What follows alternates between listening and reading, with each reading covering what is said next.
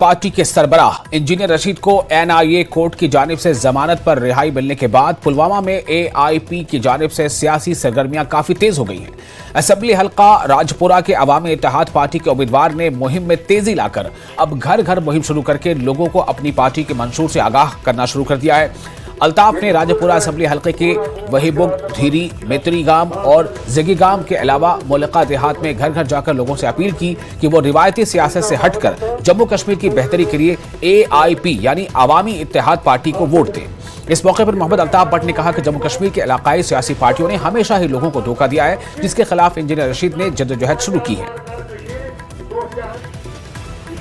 उनकी साजिश के तहत ये बंद हुआ था, क्योंकि उन्होंने उसके खिलाफ साजिश रचाई थी ताकि इंजीनियर रशीद बंद हो जाए और यहाँ जो भी वो कश्मीर के मसाइल हल कर रहे थे, हल करने में जुटे हुए थे। क्योंकि ये पुरानी पार्टियाँ जो है इन्होंने यहाँ लोगों को सिर्फ बेवकूफ़ बना के रखा था और वो उनकी वो पोल खोलने की वजह से वो सोच रहे थे कि हमारी पोल खुल जाएगी, इंजीनियर रशीद हमारी पोल खोलेगा और उनका सच और झूठ लोगों के सामने लाएगा, इसलिए उसको बंद किया गया था।